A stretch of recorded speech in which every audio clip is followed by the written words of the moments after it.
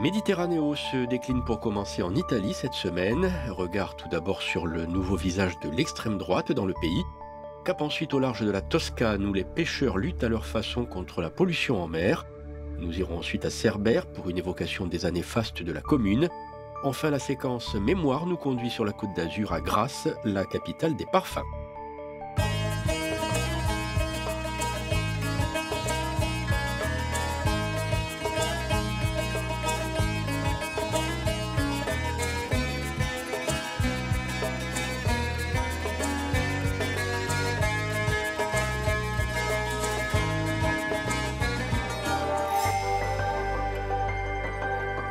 En juin 2018, après des semaines de tractations, l'Italie se dotait enfin d'un gouvernement. Un gouvernement bicéphale dans lequel le mouvement 5 étoiles et la Ligue se partagent le pouvoir. En focalisant le débat sur la question des migrants, le ministre de l'Intérieur, Matteo Salvini, semble prendre le dessus. Avec l'ancien secrétaire fédéral de la Ligue du Nord au pouvoir, l'extrême droite italienne semble se décomplexer.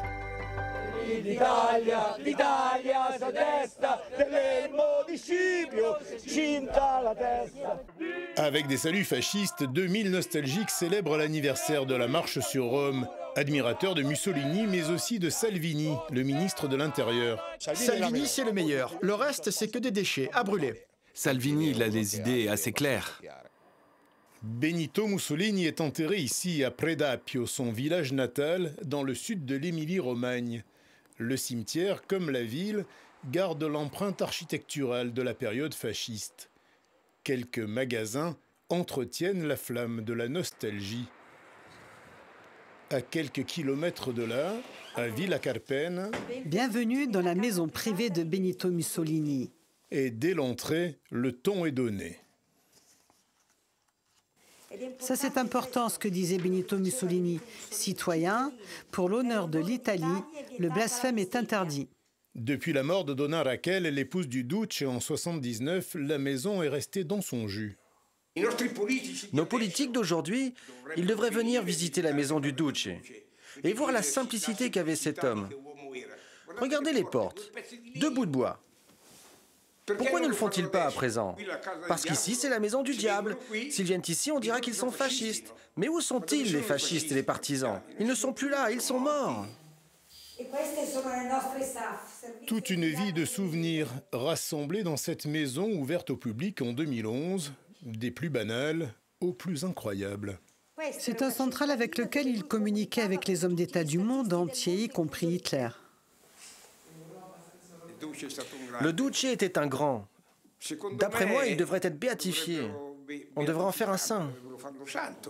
Alors pourquoi une empreinte aussi négative dans l'histoire?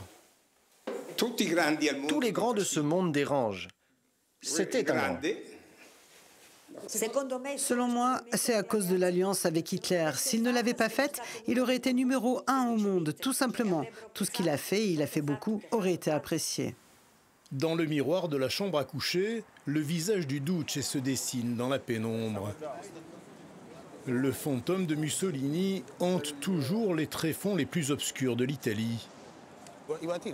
Les prospectus, on les donne aux Italiens, évidemment. Plusieurs fois par semaine, des membres du groupuscule d'extrême droite Forza Nuova organisent ce qu'ils appellent des marches pour la sécurité. Ce soir-là, place Vittorio, dans le centre de Rome. Il y a désormais très peu de nos compatriotes qui vivent dans le centre de Rome. Et le peu de nos compatriotes qui, pour des raisons de travail, évoluent dans cet endroit, sont contraints de vivre sous la menace des clandestins, migrants, vendeurs à la sauvette et la pourriture la plus totale. Nous surveillons de façon à ce que nos concitoyens puissent en sécurité accéder au métro, au travail, qu'ils ne se fassent pas voler, qu'ils ne se fassent pas ennuyer, qu'ils ne se fassent pas violer.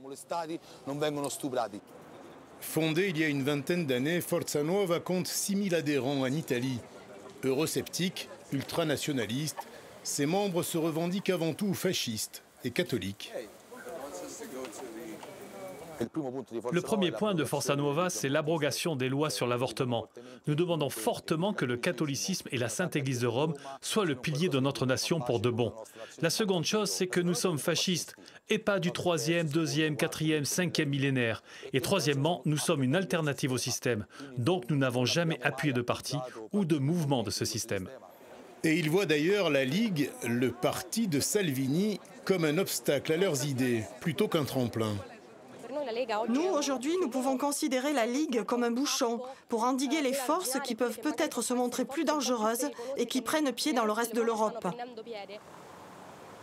L'élection de mars 2018, qui a vu le populiste mouvement 5 étoiles arriver en tête, a accouché d'une drôle de coalition. Pour parvenir à former un gouvernement, les 5 étoiles se sont tournés vers la Ligue, le parti d'extrême droite arrivé 3e. Son leader, Matteo Salvini, nommé ministre de l'Intérieur, prend une série de mesures visant les migrants. Depuis, le mouvement grimpe dans les sondages, devenant potentiellement la première force politique du pays.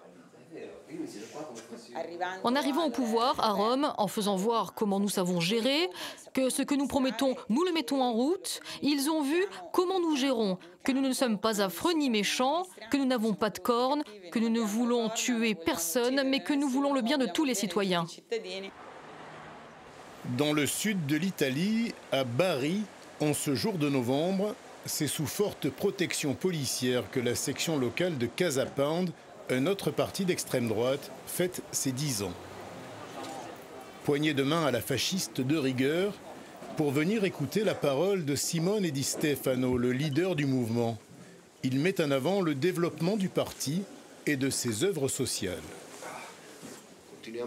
Nous continuons à grandir, à nous enraciner sur le territoire, parce que la seule arme que nous ayons, qui peut nous faire gagner, c'est de nous faire connaître de nos électeurs personnellement, face à face, et leur dire « Ce monstre que l'on t'a décrit à la télévision, ce fou, criminel, assassin, c'est moi ?»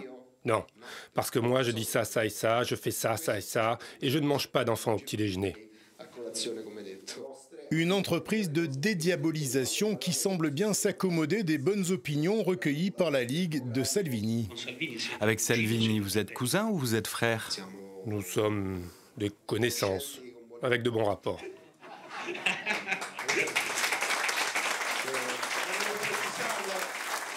Casa Pound, fondée à Rome en 2003, se réclame elle aussi du fascisme. Elle met en avant le volet social de la politique mussolinienne.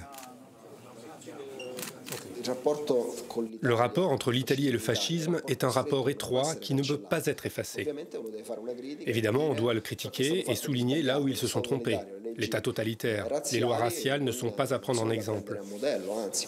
En revanche, cependant, peut-être que cet esprit, en quelque manière, peut être rapporté à notre siècle, en dialoguant avec tous. La droite, la gauche, nous sommes très ouverts en ce sens. C'est-à-dire que nous voulons l'unité de la nation au-delà de l'appartenance politique. L'ouverture dans les paroles, moins dans les actes. En septembre dernier, toujours à Bari, des membres de Casa Pound ont attaqué une manifestation anti-Salvini, blessant une députée européenne. Ils nous ont suivis et poings américains, barres de fer, ceinture, et voilà le résultat. Pour ce sociologue, l'analyse est claire. L'arrivée de la Ligue au gouvernement a fait pousser des ailes au groupuscule d'extrême droite. Ils se sont sentis autorisés à viser un objectif aussi élevé, une parlementaire européenne. Il est donc clair qu'ils sentent la protection du gouvernement central. Les groupes, les groupuscules d'extrême droite comme Casa Pound ou Forza Nuova se placent dans le siège de Salvini et donc sont en train d'acquérir leur légitimité. Leur culture, en réalité, est très différente de celle de Salvini. Cependant, le message qu'ils portent peut d'une certaine manière aller dans le sillage de celui de Salvini et peut l'amplifier et le réarticuler. Matteo Salvini ne s'est jamais réclamé du fascisme, mais il utilise régulièrement des citations célèbres de Mussolini, provocation ou tentative de ratisser plus large. Au-delà des sondages, les élections européennes de mai prochain permettront de se faire une idée précise de la place de l'extrême droite en Italie.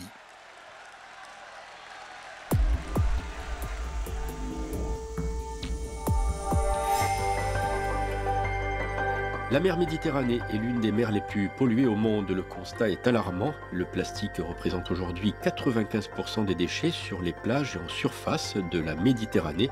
En Italie, des coopératives de pêcheurs ont décidé de lutter à leur façon contre les pollutions marines.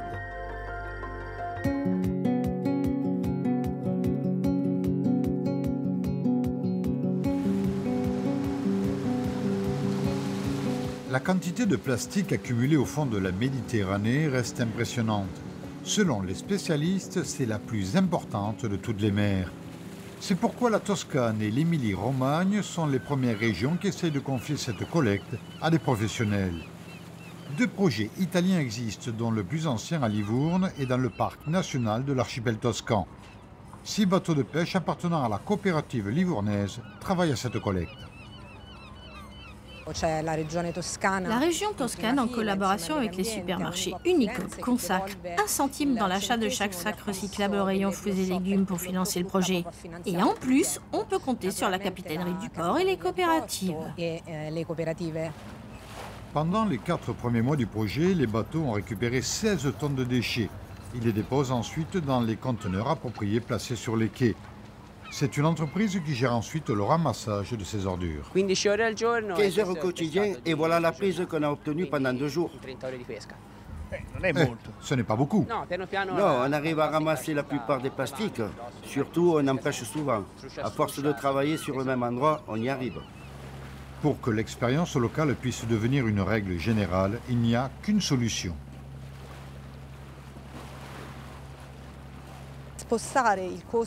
Il faut déplacer le coût de cette opération sur la collectivité afin que ceux qui pêchent des déchets ne les rejettent pas. On a remarqué que presque 1 déchet sur 4 peut être recyclé. Il est même possible de recycler les déchets qui se trouvent dans les fonds marins. Quelque chose est en train de changer. Depuis juillet, les 43 bateaux de pêche de la coopérative participent à un projet pilote de 6 mois qui vise à récupérer les déchets plastiques. Certains rejetaient les déchets plastiques au fond de la mer, mais maintenant on s'est mis d'accord et nous sommes tous en train de les collecter. Et que gagnez-vous? Rien, nous ne gagnons rien. Bref, nous sommes là pour aider. En réalité, ce n'est pas tout à fait le cas. Si le filet est plein de plastique, il n'arrive pas à pêcher et risque de se casser.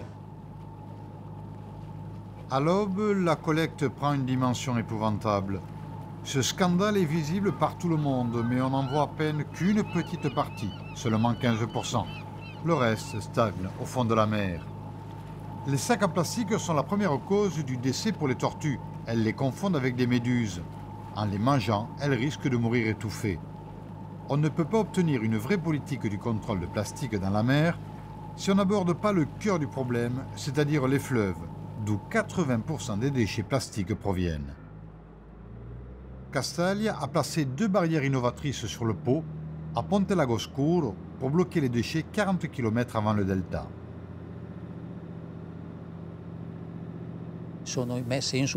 Les barrières sont placées à la surface, donc elles n'affectent pas la nature du fleuve, elles ne gênent ni la flore ni la faune. Il s'agit d'une nouvelle expérience. Pour l'instant, on a déjà collecté 500 kilos. Le projet s'appelle Un Po da Amare. Il s'appuie sur une organisation complexe et structurée qui comprend la Fondation pour le développement durable et les autorités du Pô. Le but ne se limite pas à la récupération des déchets. Il s'agit de comprendre et d'analyser les méfaits de cette terrible pollution.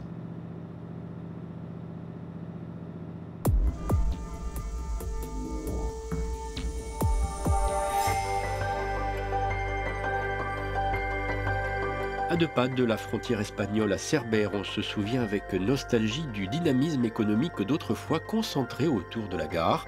Un hôtel en particulier reste le témoin de cet âge d'or aujourd'hui disparu.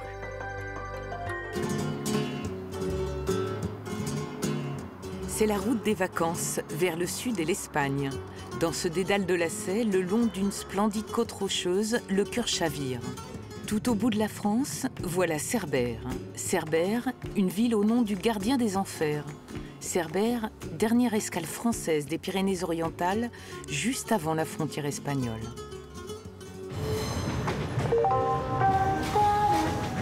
Vous êtes arrivé à Cerbère, terminus du train. Assurez-vous de n'avoir rien oublié dans le train. Bienvenue dans notre ville. Attention. Partout, même sur la plage, les annonces entêtantes de la SNCF.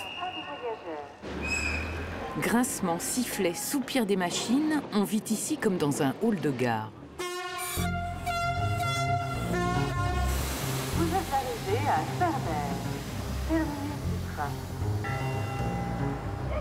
Échoué entre la mer et les voies ferrées, un paquebot de béton armé, sorti des flots en 1932, construit sur une minuscule parcelle, cette prouesse d'architecte est un palace à la dérive.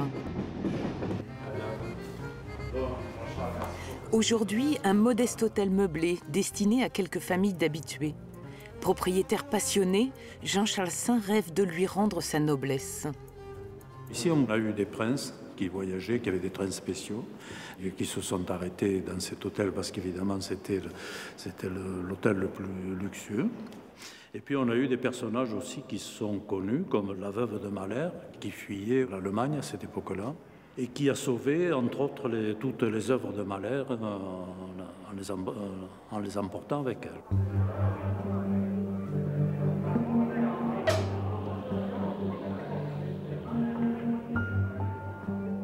Seules les valses de Vienne se sont tues. Rien n'a bougé depuis les années 30. Même lumière pour accueillir dans ce château hanté des voyageurs fantômes en escale.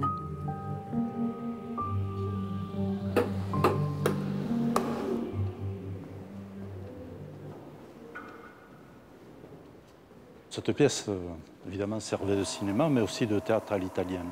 Parce que derrière l'écran, on a un plancher avec des loges, des décors. On a commencé avec le muet. Alors là, on entend le train. Oui. Comment ça se passait dans les séances de cinéma? Ça faisait partie de la séance de cinéma. On a le train, même la fumée, participait à la projection. On avait des nuées de temps en temps. Mais enfin, personne ne s'en est plaint. Tous les problèmes, croyez-moi, c'est le bon système. Maurice Chevalier, Mistinguett, Fernandel. Dans l'entre-deux-guerres, cette salle de 300 personnes ne désemplit pas. La foule de voyageurs profite de la vue sur le cap Cerbère dans cet hôtel du rayon vert, le plus moderne de son époque. Pourtant, sa splendeur fut de courte durée. La guerre d'Espagne mit fin aux frivolités.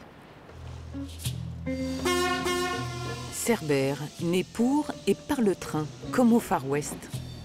La ville s'est développée au rythme des travaux de la voie ferrée qui se terminent en 1882 de chaque côté de la frontière.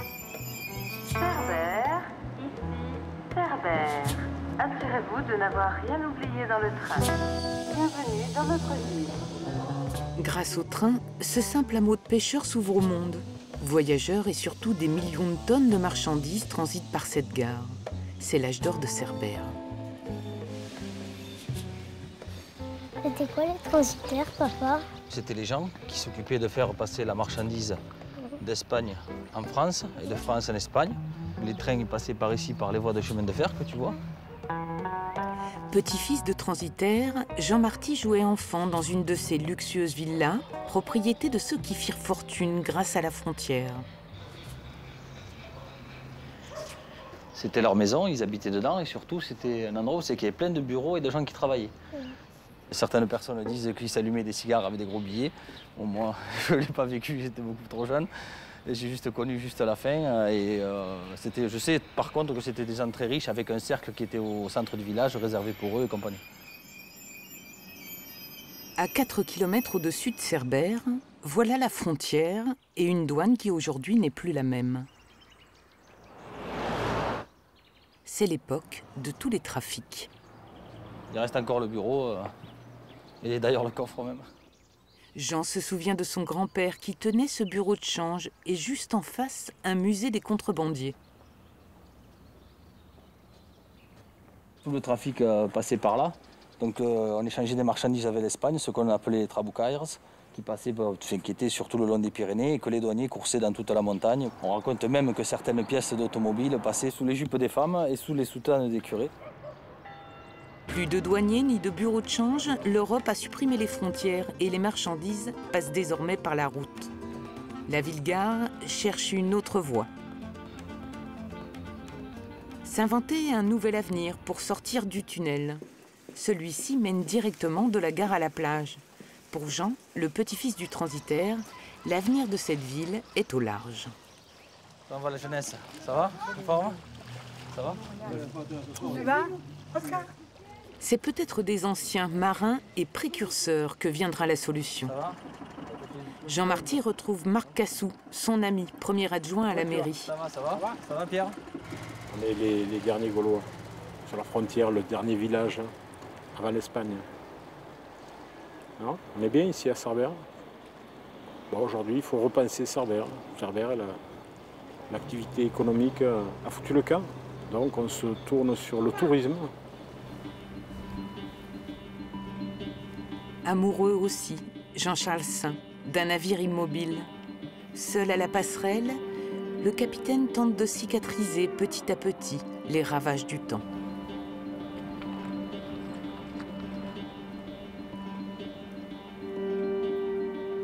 J'ai beaucoup de sentiments pour ce bâtiment. Ce sera un très grand plaisir d'arriver à le remettre en état. Ça peut paraître titanesque, il faut toujours commencer quelque chose. On ne sait pas si on le finira, mais il faut déjà le commencer. Remettre un paquebot à flot, faire revivre un village oublié, Cerbère s'embarque pour un nouveau voyage.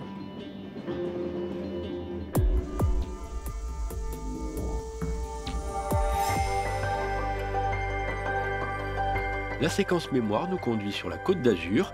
Grasse est la capitale des parfums, une renommée internationale associée aux marques mythiques de la mode et du luxe. Ainsi, le fameux numéro 5 de Chanel est intimement lié à un savoir-faire local.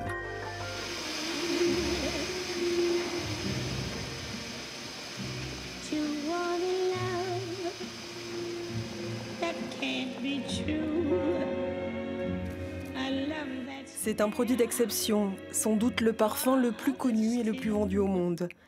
À lui seul, il incarne le glamour, la séduction, la féminité par excellence. Une légende mondiale dont l'histoire a commencé ici, dans le pays de Grasse, il y a presque un siècle. Vous allez prendre là-bas, vous allez prendre la première là-bas.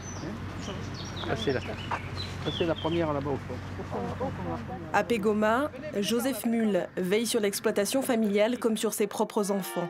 Pendant tout le mois de mai, une quarantaine d'ouvriers s'activent pour cueillir une fleur précieuse au parfum enivrant, la rose centifolia, ingrédient indispensable du célèbre parfum.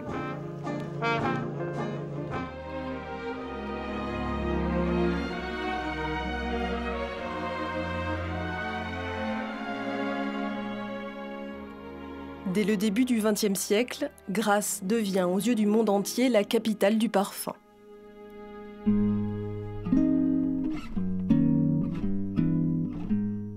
C'est très logiquement ici qu'en 1920, Gabriel Chanel rencontre, par l'intermédiaire du grand-duc Dimitri, Ernest Beau, ancien parfumeur de la cour du Tsar. Ensemble, ils vont imaginer une fragrance révolutionnaire, basée sur les plus belles essences de la région. Une création complexe qui provoquera une onde de choc sans précédent dans le monde de la parfumerie.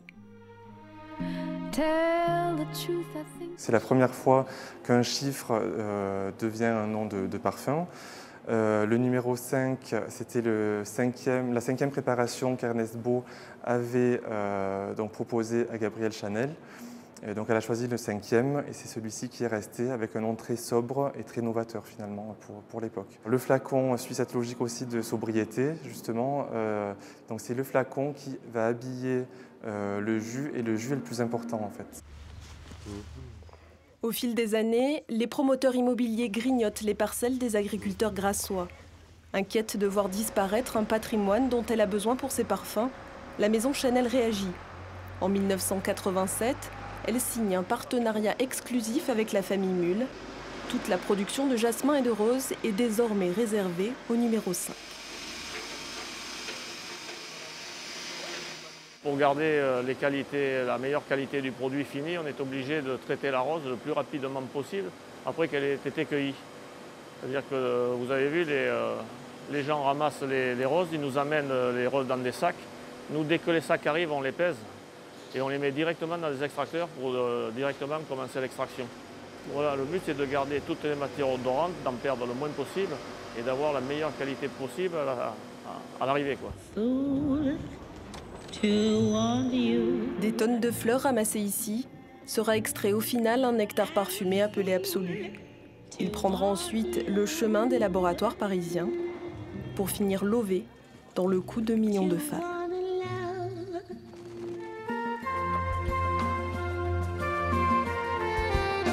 Méditerranéo est terminé pour cette semaine. À bientôt pour de nouvelles découvertes en Méditerranée.